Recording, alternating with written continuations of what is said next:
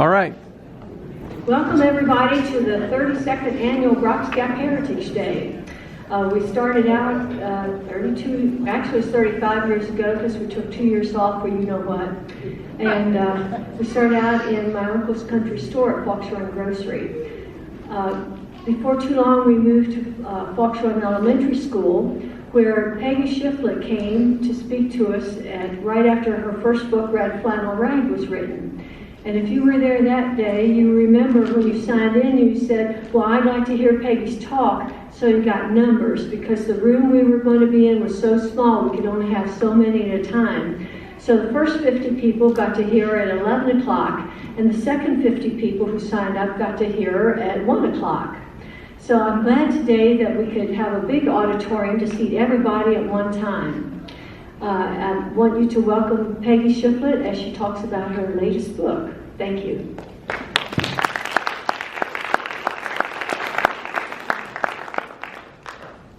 Thank you, Pat, for having me back to this part of the country.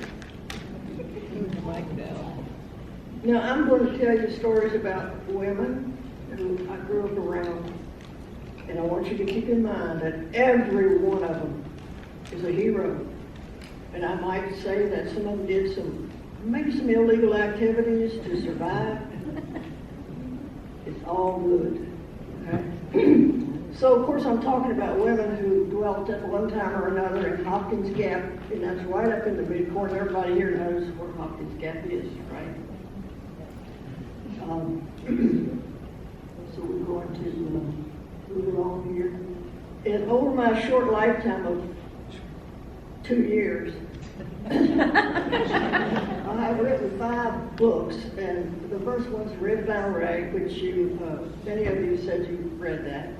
And then I realized when I was putting this together that there was a theme in my writing,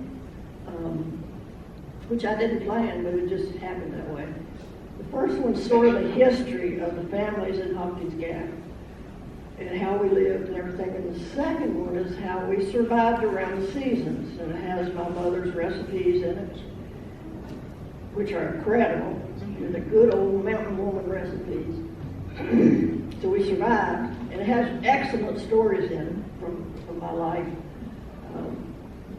My nieces and nephews, how I helped them pick blackberries, and they got into an ant hill, and I had to help them get the ants off, and there was stuff like that. Then the third book is The Living Room Bed, and I was writing a more broad book and about just how the household was run and that sort of thing, and suddenly I had a memory of the living room bed in my grandparents' house, and I went, darn, that's a story in itself.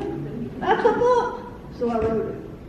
That is about the cycle of life and how your mom and daddy slept in that bed in the corner. And that's my grandmother, Mama Shifflett, there beside the living room bed. They slept in that bed. Well, first they consummated their marriage in that bed. That was their wedding night bed. And in those days, we could not afford to go on a honeymoon to wherever. But anyway, they slept in the bed. You were conceived in that bed. You were born in that bed. And when you were sick during childhood, that's where you went with the measles and the mumps. And then when you died, you went and got in that bed, and that's where you died. So it sort of follows the whole life cycle. Then the next one is the toys and games that we made up to play with, because we didn't have television. We didn't have whatever those things are, we didn't have those. We had to make our own toys. So we made up, we made sleds, and we made rabbit traps, we made slingshots, and we used those to play with. And we also had rhymes that we would say during our childhood, and they're not really fit for children today. Children today would do something awful with them. But the rhymes are what we use. We get out of bed, had a little rhyme about how we fought the bed bugs all night, And that was true. Not in my lifetime, but in the lifetime before. And then finally I said, I'm leaving out some people. And I wanted to write about these women my whole writing life, but I finally got around to it last year. And that's this book. Mountain Women Live On, and they live on through you. And I'm going to tell you some stories at the end of my talk about me and how these women influenced me. Not always good, but sometimes very good, mostly very good. So that's a sort of a background on my books that make sense to me. And I have my researcher here. I want her to come up here. Come here. Lori Bennett is behind this book. She's a great, great genealogist, an expert on Ancestry.com. She's also my first cousin twice removed, and her mother's here. She's my second cousin twice removed. And she has studied, back.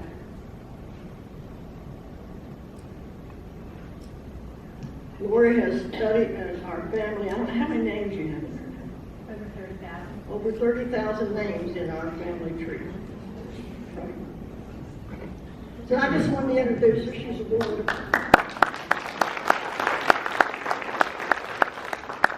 She obviously took back after me. So that's who that is, and I might ask her to come up and tell a story. Might. Okay.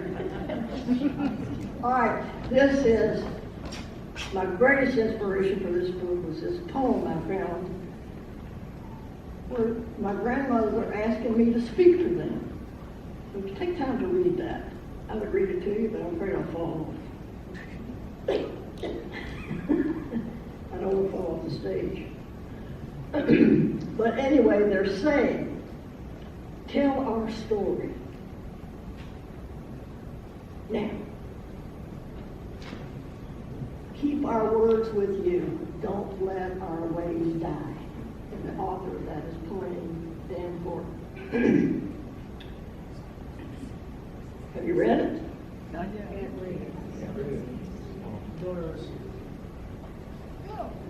Okay, the purpose of this book is threefold.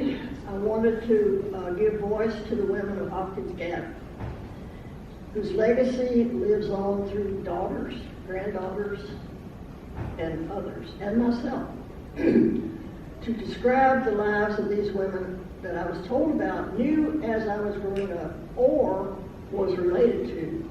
So I want to tell their lives. And then the third one is to interview granddaughters of these women and discover how their lives are influenced today by their grandmothers, and to acknowledge for the first time how my lifetime has been impacted by association with these women. A brief cultural heritage. The men that these women married and grew up with, and their brothers and so on, and the women themselves, come from Scotch-Irish culture, which settled the mountains from Europe. These people brought with them a culture of honor. They were proud people, had been abused much by the English, but they turned out to be very proud people and very determined. Strong distrust of authority. They did not like the government. That's why they moved west. They wanted to make their moonshine with no interference. They had the independence and physical strength, and they loved to share that physical strength with each other, because people in Hopkins Gap, my daddy and his cohort, would get them some moonshine one day, and somebody would go up and bring the peakers down into the gap, and they would physically fight all day long, get tired, sit down and have some moonshine, get up and fight again. And they were friendly at the end of the day. There's several, there were winners and losers, but they were friendly, and they'd go back to peak, and Hopkins Gap boys would do what they were doing, and they just loved to show their physical strength. The one thing that you did not want to do to one of these men was to call him a son of a bitch. Y'all familiar with that? You just don't call a man a son of a bitch gets from the mountain. Because you're calling his mother a dog, and he doesn't take to that. They brought Protestant religion with them, laid the groundwork for domination of women, patriarchy, that's what that means. Rigid gender roles. Women had their roles to play, and men had their role to play. And men and brothers owned their sisters and their mother. Owned them. They told them what to do. Yeah. So that all led to the suppression of women, which is what I'm actually going to talk about, these women I grew up around.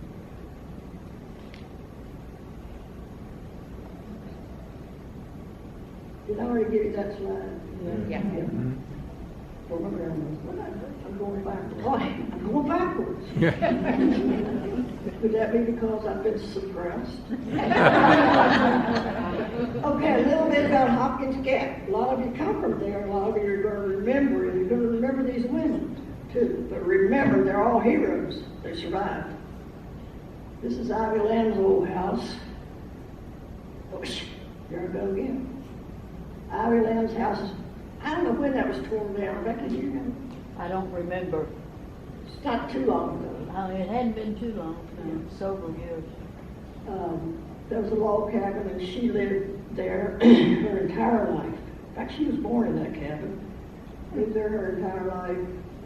You'll read about her life in the book. Her friends were snakes, and they lived in her dresser drawers. She showed, she showed like social workers might go drop in or whatever. And my mother actually dropped in, and Ivy showed her the snakes. She said, "These are my buddies." She said, "I can hear them crawling around at night. They go out and then they come back." And this was another old house in Hopkins Gap. I'll get used to this in a minute. Abe Lamb's house, correct? Carr. Abe Carr's house. And some of Abe Carr's the man sitting in the middle. Yeah. His dad is David. And if everybody knows Benny Carr, that's Benny Carr's grandfather. Benny Carr's grandfather. Okay, the houses, typical early houses. Families were large. The largest one I found was my grandmother, who had 18 babies and died at age 39. Wow. This is the A. Carr family. There were lots of them. Education was a little Whitehall school. This is my daddy. Look back. Maybe. He's in there. It's about 1929 area. Norman Shifflett. He loved school. He went to 7th grade twice because he wanted to learn more, but didn't have the opportunity to go learn more. So I learned for him. I went as high as I could go. This man right here is Sim Swope. Sim Swope taught with me, believe it or not. My first year out of college, I taught in Louisa County in an all-black school. And Sim Swope was there. And when he found out my name, he said, "Oh, God, I taught your mom and daddy." And he said, "That was the most interesting job I ever had." He said, because the boys sat next to the window, and they would see the revenuers coming down the road. He said, they'd jump out the window to go warn their daddies that the revenuers were. And one of my cousins, Gifford Payne, was one of the boys that jumped out, and the revenuers caught him. And they said, "Boy, tell me where I can find some moonshiners." And he said, "I wouldn't tell you shit water." Direct quote. Okay, so Sim Swope had a good time with me teaching. We talked a lot. This was the church that I went to when I was very young, and it's been remodeled since. It's Gospel Hill Mennonite Church. it was very strict at that time. Women sat on one side of the church, men on the other side of the church, and I used to get up and go over on the other side of the church at the end of it while everybody's talking to the preacher. I'd walk over there and sit down on the men's side and go like, I don't see anything different here. But they must be better than women. So I got my first step of suppression at this church. I also learned about racism in that church. And this is long years ago, so don't get offended if you go to this church. But they told the story in Sunday school about Noah's son, Ham, when an ark arrived on top of the mountain, Noah planted grapes. He made wine from the grapes. He drank it. He was drunk. He was lying on some kind of bed, naked. And Ham walked in and looked at his daddy lying there. And because of that, he was reduced to servant status. And servant, to me, meant black people. Probably to others. But anyway, I learned a lot in that church. I know a lot about the Bible because I was taught good things, very good things about the Bible, but also those things.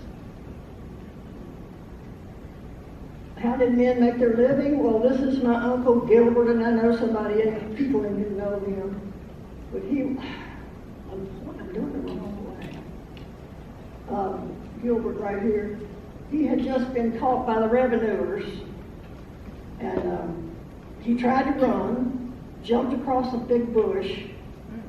They shot over his head, hit him in the heel of his shoe, and he sued later for damages. It didn't go through the shoe, it just hit the heel. Okay, or they cut lumber. Look at the size of those logs. Chestnut logs. Then they peeled bark over there. That's what my granddaddy did. Peeled bark. And made moonshine. The men and the women worked like dogs in the garden. And that's my mother cut a cabbage head in 1994. She made 75 gallons of sauerkraut that summer. And this is my Aunt Bernie cooking fried potatoes on the wood stove where the coals would fall out those holes, and I was always scared when I was over scared the house would burn down. But it never did. It was torn down. It's a log cabin. It's right on Hopkins Gap Road. On the right, there's a trailer park. That's where her house was. Medicine was administered by the women there, and this is my grandma Molly. She was claimed she had the powers to do medicine because she was born after the death of her father, which is not true because her father didn't die until 1903. She was born 1884, so that wasn't quite true. But anyway, she had the powers. She cured me of undergrowth, didn't work. She cured her brother of warts. And what she called tatter, she'd just take her spit and wipe off and touch on his back, and he would go away. And this over here is one of the hero women, Nettie Conley, who's a midwife.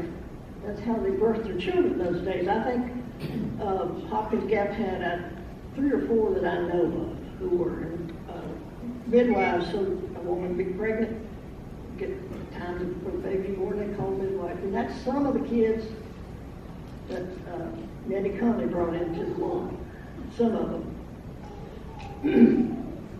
I know this is nap time, but don't go to sleep.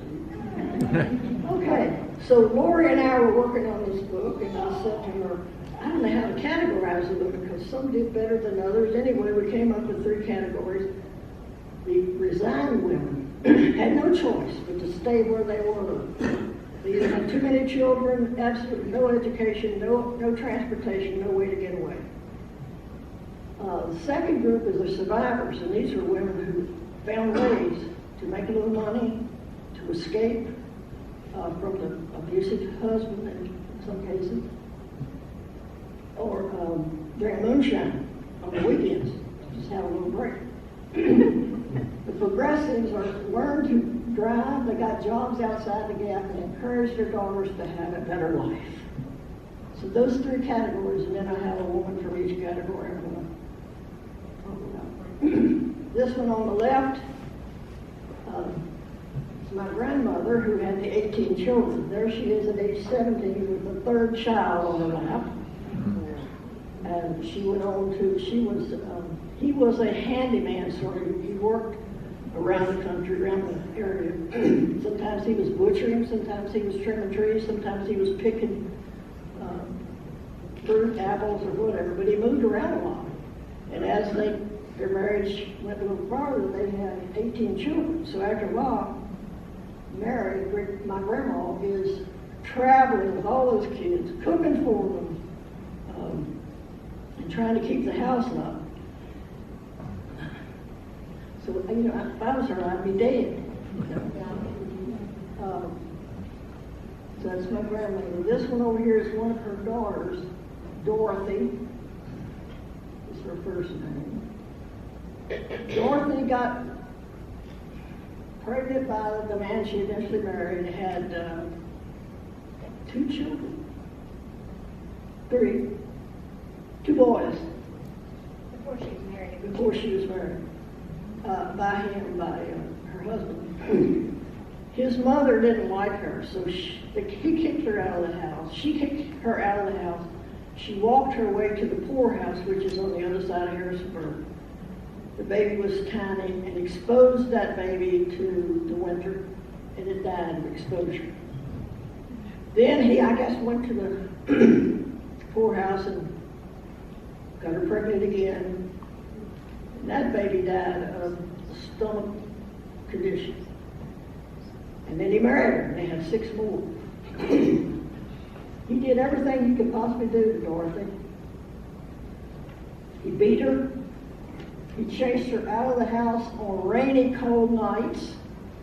She'd have to go somewhere and find a place to sleep with the kids that she took with her. He finally shot her in the buttocks with a shotgun, and then he died of alcohol poisoning or whatever. Later than that, she spent the rest of her life picking shot out of her butt and eventually died. It's Dorothy, my Aunt Dorothy. Then here is a woman. Her name is Tracy. And she married a man who was very abusive and alcoholic, beat her up. And what he did was he loved to torture animals. I got several stories from that family about what had happened to her. But the one that stuck with me, and that she told my mother, and she also told my mother's sister, and when she was pregnant with this child she has on her lap, her husband went out and caught rabbits and would cut the tendons in the legs and then let them go and watch them try to jump. And of course they couldn't. So he tortured the little animals.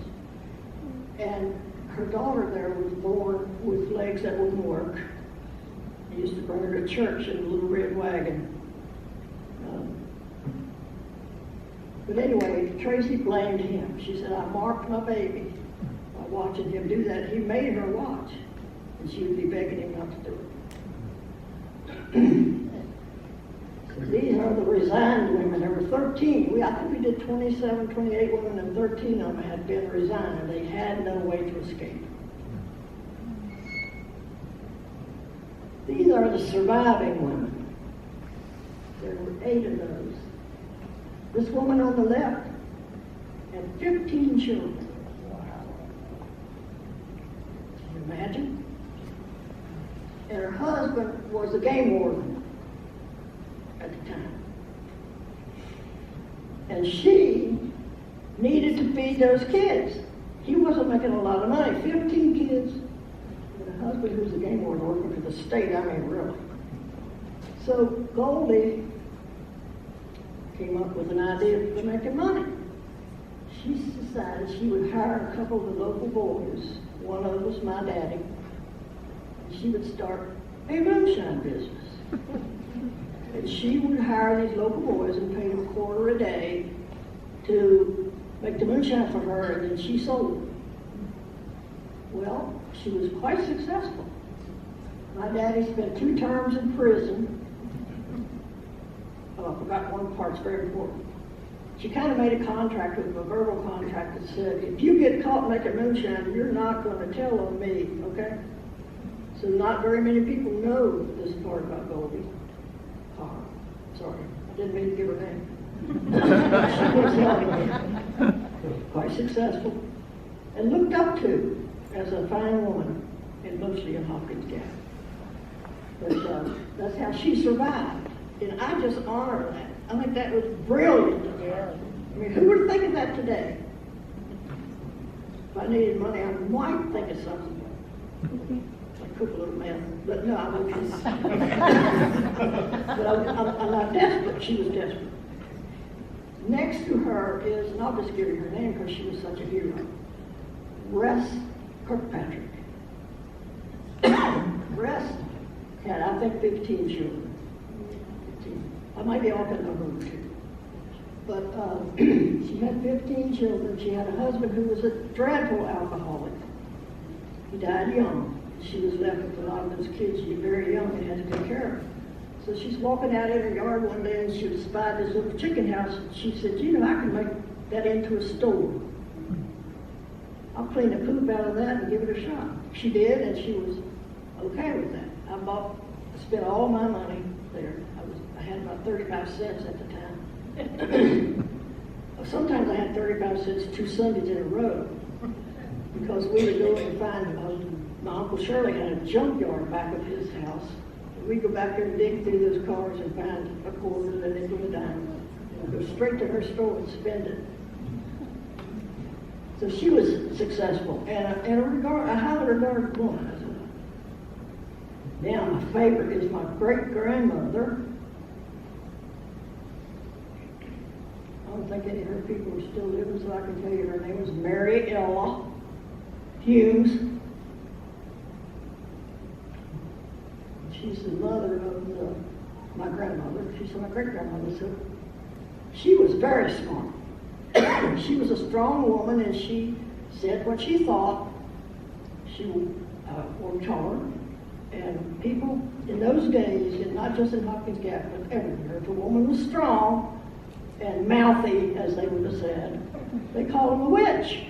Sometimes they burned them at the stake. Not here, but other places, just because they're strong. Well, she said she took that label of witch into her and started acting like a witch. It's the best example I know from this part of social construction of reality. So the community constructed the title witch, gave it to her, she accepted it and acted back upon that as a witch, and they didn't realize she was acting back with their own label. You understand? Oh my God, she's a witch. Okay, well your daddy named her that, you know. So she was tough. She did things like, well, when I'm told, I wasn't there, I don't know if she did it or not. But she tied a red rag around the mule's reins and he wouldn't pull wood anymore. She could cause your cows to get bloody milk.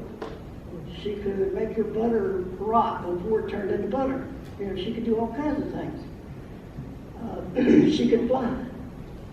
A couple told that they had, it was Oscar and Millie Crawford told this story to my mother, that she could leap through the air. But they followed her across Little North Mountain, headed for the Gap. Excuse my throat. And they could only track her for big toe print every 20 feet. So she was flying across the mountain because it was snow and she needed to get home. So she had quite the reputation. These are survivors. These are the progressives. There's Hazel Morris, Hazel Crawford Morris on the left. I really liked her because she gave me a lot of ideas for my future. She was a woman who wanted things. She wanted new stuff. She wanted to she was Becky's mother-in-law, actually, Becky. She wanted a new couch. She got a job and working in Harrisonburg somewhere. She learned to drive, drove a car, took her money, and made her house as beautiful as you could make it in those days. She had one of the first bathrooms where you had actually running water to flush the toilet. And I was looking at her thinking, I'd like to live like this someday. You know, she was a good role model for me. This is my mother, next to her, Peggy Shifflett. I'm the oldest of 5 children she had. Her mother died when she was 5 years old. She was raised by her sisters. One of them apparently was mean to her, and the other one came and got married at age 12 so she could take my mother in and finish raising her. My mother, for me, gave me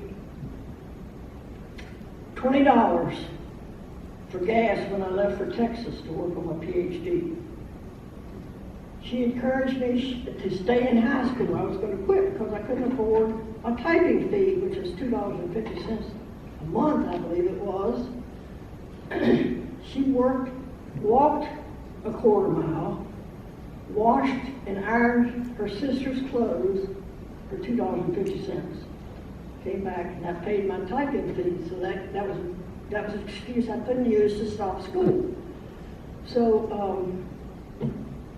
then I graduated high school, and I was working at Madison College as a secretary. I was so scared to go to that interview, I took her with me. And I said, "Are you coming?" When we got there, she said, "No, I can't come to your interview. I'm your mother. You have to go to the interview." So I did, and I got the job. Later on, I decided I wanted to go to college, and she gave me the $20 I needed for 1 tank of gas. And then later on, I came home for Christmas. She said, "I've saved up $75. That'll probably help you." So she gave me a total of $95 toward my education. That's all she had, you know. So she encouraged me to be here today.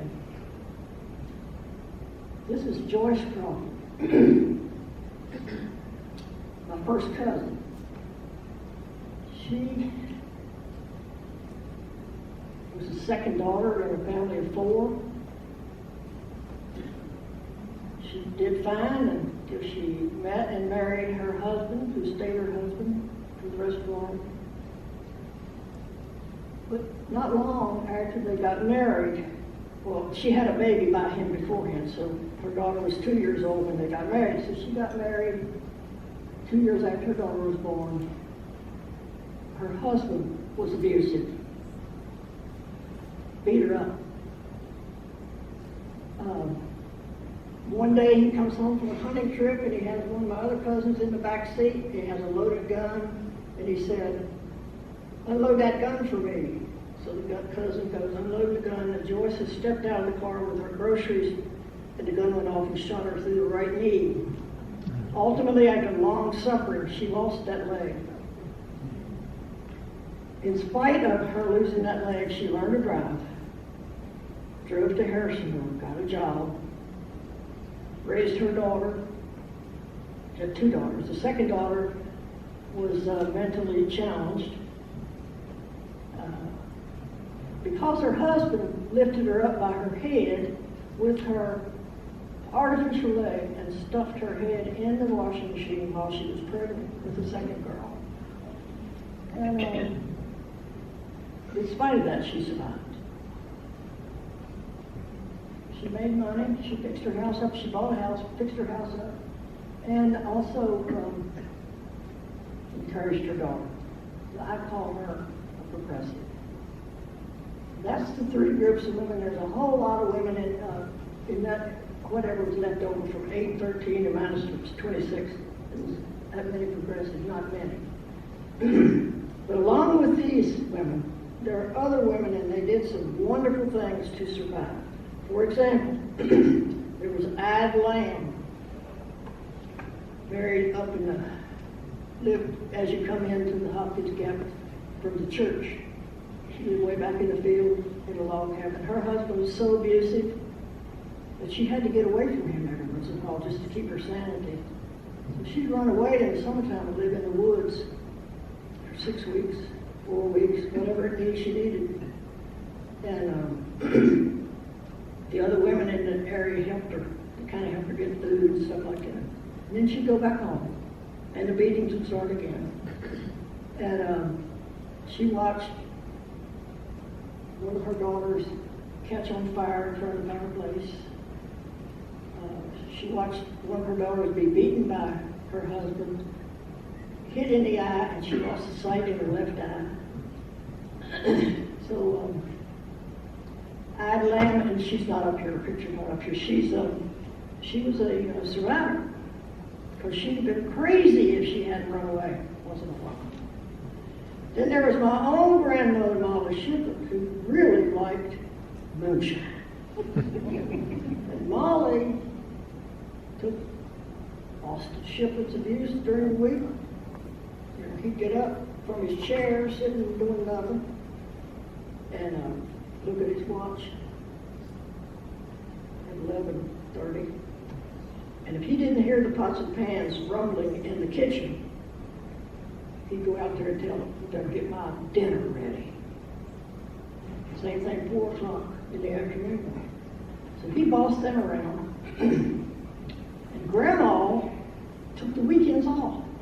She would leave $2 in the mailbox, and on Friday afternoon, her son would bring her a pint of liquor. She would sip on that all weekend until by Sunday afternoon she was lit. But not loud. What she did was she just walked away from the house. She never knew where she was going. She'd go find a nice blackberry patch, crawl back under it, and sleep. I saw that myself. We were sent out to hunt her. Go find Grandma. Okay. We find her girl. We just leave her alone and let her sleep it off. So anyhow, we've got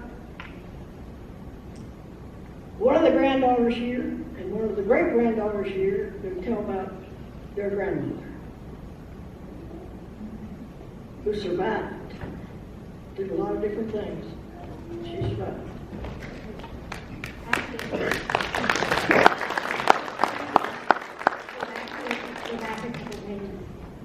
Really? Yep, her picture's up there. She's the baby sitting on Mary's lap. Right there. There she is. Yeah. The baby all the way on the left, on this side, is my grandmother. She was the oldest of the girls of all the 18, so you can imagine, because she's the oldest daughter, how she also helped take care of the babies the whole time she was growing up. Peggy talks about her in her first book, and the one thing she says is that that's who her mother lived with, her abusive older sister. I said, but the thing is that Zill, that's her name was Zilla America. And she married a man, and she's very proud of the fact that she wasn't pregnant when she got married at 15. She had her first 2 boys 11 months apart, and the third one like 15 months later. So she had all 11 of her kids before she was 30 years old, all single births. She stopped having kids because she got pregnant, and then something happened. She had to go to the hospital and with twins, and they went ahead and took, she said, I don't want any more babies. Her husband was also abusive. My grandma used to tell stories where he would drive the mail route from Hopkins Gap back through the Gap, and if he didn't, the kids had to stand and watch out at the end of the lane to make sure that she would have his dinner and lunch on the table when he came through. And my grandmother was no taller than me. She was 5 foot. Her husband was over 6 foot tall, so you can imagine the disparity here. Well, at some point, it got real ugly, and he was drunk and accused her of doing things she probably did, so I'm not saying she didn't. But he chased all the kids out of the house. My grandma remembers her brother picking her up and running across the creek carrying her, and went into Abe Hess's house next door, and he tried to light fire to the house. And when he tried to light fire to the house, the dummy lit it right next to the chimney, which was stone. But needless to say, the sheriff came out and he ended up in jail. While he was in jail, all the kids were farmed out. My grandmother was given away. She ended up in Pennsylvania when she was 8. And then eventually her mother ended up parsing out the other kids to here and there and everywhere because there was 10 or 11 of them. And she went ahead and Zill ended up in Pennsylvania too. She never went back to her husband after he got out of jail. Which is amazing because Zill also sold liquor for her brothers. The one that was caught with the moonshine was her brother. And she also did some other things. She worked at Res Kirkpatrick's store, the lady with the store, she worked there. She also took over her husband's mail route for a while. So she did whatever she had to do. And when she ended up in Pennsylvania, she ended up with, I think, like 2 or 3 of her youngest ones, because my grandmother wasn't there, and I think it was 3 of the youngest ones, and all the other kids were farmed out. Most of the kids ended up either in Pennsylvania, and I think 2 of them ended up in Baltimore, because people left this area back then. There was no jobs around here. She didn't have a way to make a living. And a couple of her brothers moved up there. I know Charlie Morris moved up there too. So she just followed them up there. But it was amazing how she wasn't perfect. I know some of the stories of what she did to make money, and it wasn't kosher. Yeah. And she wasn't ashamed of it. Her thought was, I did what I had to do. And that was her thought of it. And it's just amazing to look at her, because I remember her. She died when I was 18. Yeah, I was in high school. And I remember her, and she always, whenever you went to her house, she always had food. She was a wonderful cook. And she talks about her in a book. And she ended up raising several of her grandchildren. And her granddaughter is also quoted in Peggy's book and how much she loves her grandmother. And her grandmother was the best who took care of her. But I'm telling you, I remember they never divorced, but she ended up living with a man that was 20 years younger than her. And I remember Grandma telling the story that he always called her the green-eyed witch, because they would cuss each other up a storm, and she would not back down. And I'm like, that's where we get some of this from.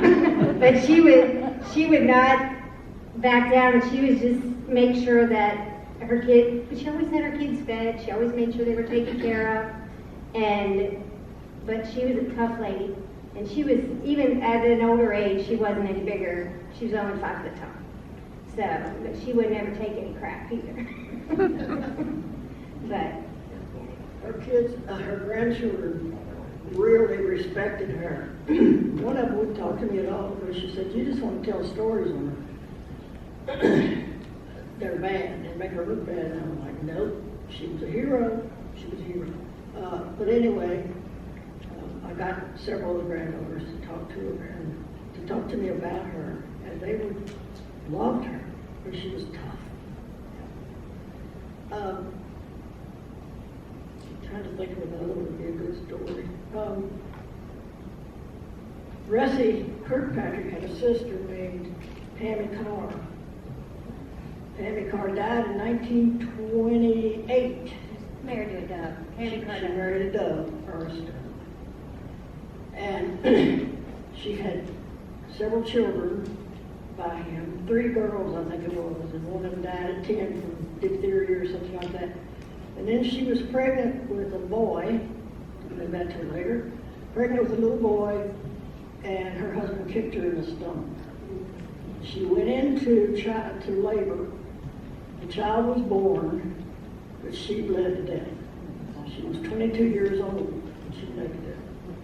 And her death certificate, which I found, and it's also in the book, says she died of hemorrhaging because of the midwife. Okay. And we know this story to be true because her grandmother, the youngest daughter at the time was there when this happened. And she told her granddaughter, who was my best friend, of this. So she recounted the stories. And he accused her of messing with some peddler that came up, because they lived way up in the mountains back in Berkeley. And she didn't. But he accused her of things because he was paranoid. So. Thank you. All right.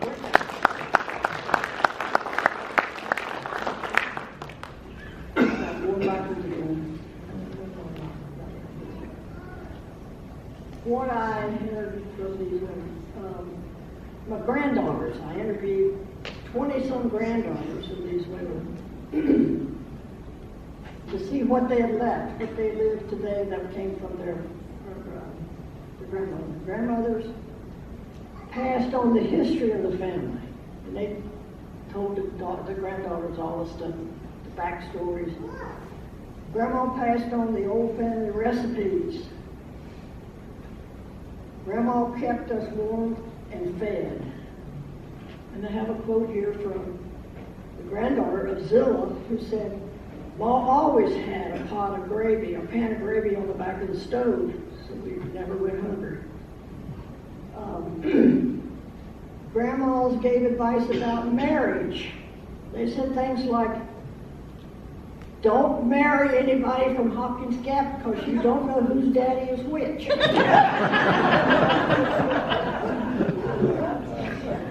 It's true. Grandma validated my feelings. Like I felt mad at my mother or whatever. I felt like I needed to be free. Grandma would say, that's good. That's good. Finally, Grandma gave advice on marriage, and this is the best one yet. She said, you would all know her if I mentioned her name, so I'm not. She said, Grandma told me, don't ever fart in front of your husband. He believed you. She said, and to this day, I don't do that. I go to another room.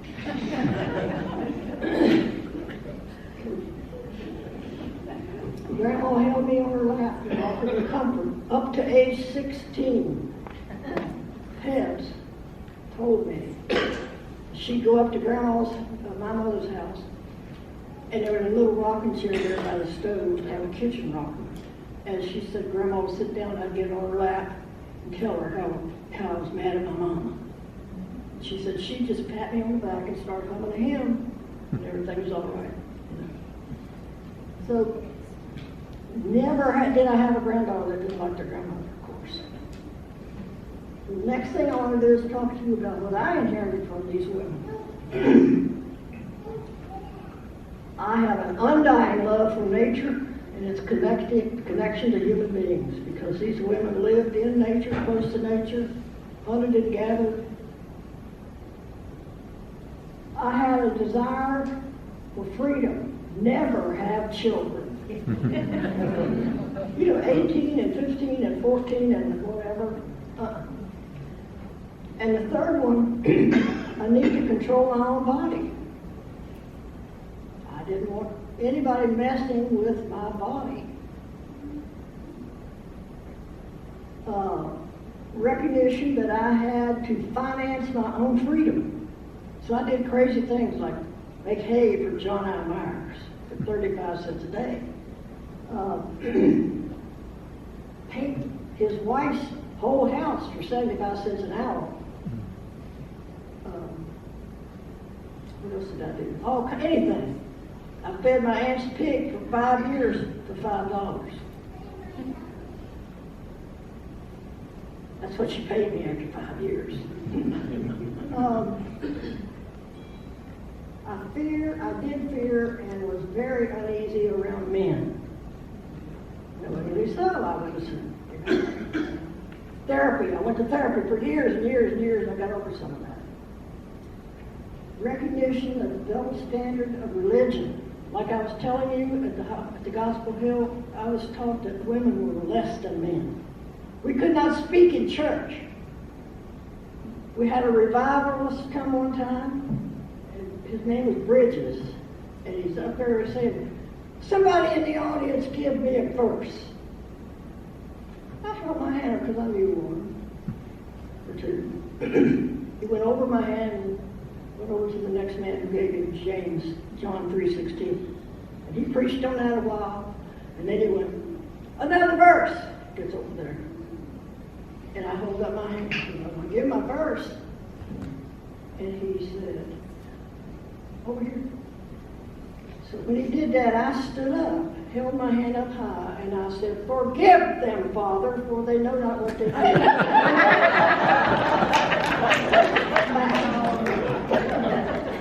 So soon after that, it was time for me to become a member of the church.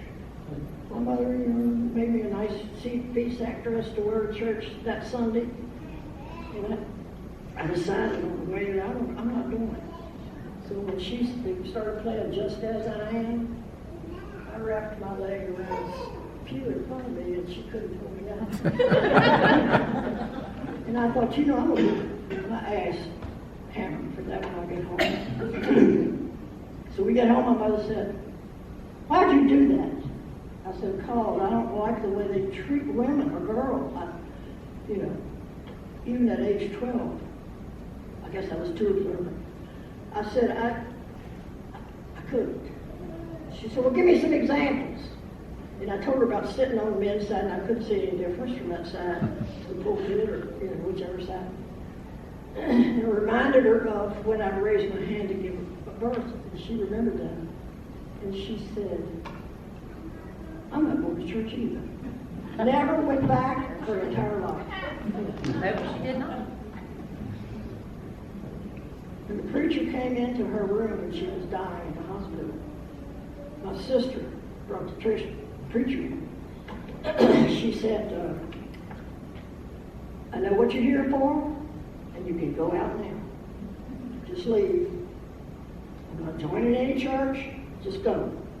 And he's coming out the door, and he's like, that's a tough woman in there. And I said, yeah, she is. She knows her mind. So, from church, I learned that. Then when I got out of college, first time out of high school, I wanted a car because I had to have a job. So I tried to get a loan for a little 1957 Chevrolet Sport Coupe. It was $700 and the bank wouldn't loan me any money. My daddy had to go sign for it. I was making more money already than he was. It matter, I was a woman. Many lots of examples of that throughout my life. I also learned that education is the key to freedom. So I'm telling all you girls in here, go to school. And I also have learned in recent years that there's a time to educate other people. I'm educating you right here. Young girls, I'm educating you. And young men, don't beat your wife. Don't. It's not nice. And also, now, when something happens to me that makes me feel uncomfortable because I'm a female, I correct it in the moment. And I do it nicely. That's what you have to do to educate. You have to be nice. So I'm at a meeting. I'm the president of the club. It's used to be a men's club, now it's Kiwanis. You know what that is. So the guy in the audience looks at me as president, standing up there behind the podium, and he says, sweetheart. I went, don't call me sweetheart. I am not your sweetheart. I'm the president of the club. Let me ask you a question. Did you call Jim sweetheart last year when he was president of the club? No. I said, go home and ask your wife what I am trying to teach you today. He did, and she taught him. She said, that happens to me all the time. It makes me so mad. I'm not anybody's sweetheart but yours. And I'm not. So he came back the next week and apologized. He said, I'm really sorry. He said, I talked to my wife, and she said, yeah, you were right to do. She was right to do that. So the same club. And I'm about finished in case you're sleeping.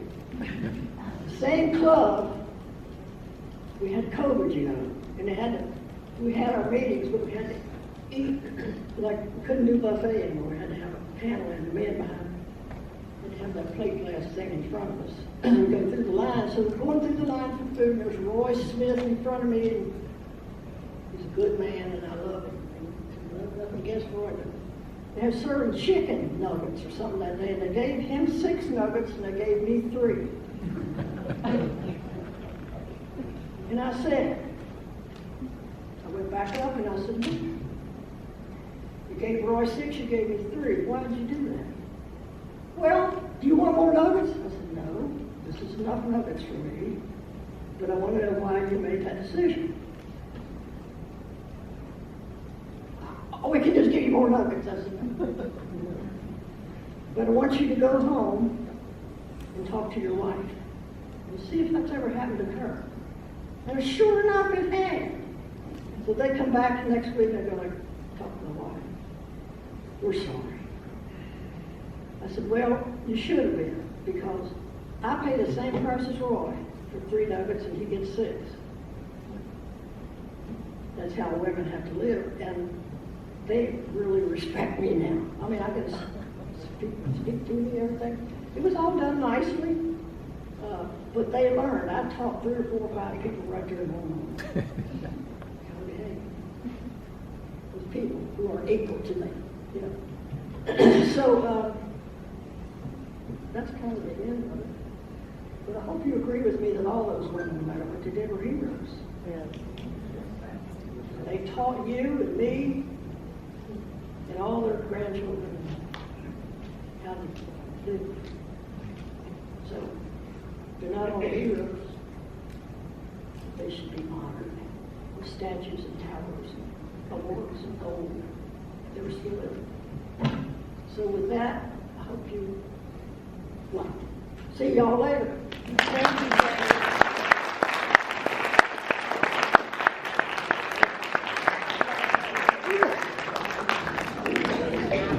Any questions, anybody? I forgot to ask. What?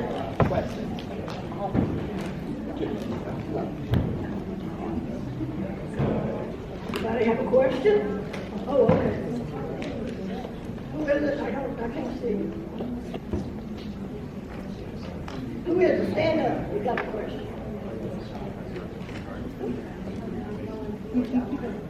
There you go. There you go, over there. Who are you? Just stand up so I can see you. I was curious about why they were stripping the bark off the shoes. What did they use the bark for? They use it to tan leather to make shoes. What was the question? Well, there was a big shoe factory in Harrisonburg. There was also Harrisonburg has a lot, parking lot now that was it's called Tannery Lot. That's where the tannery was, and then there was a shoe factory. They use the bark to tan. And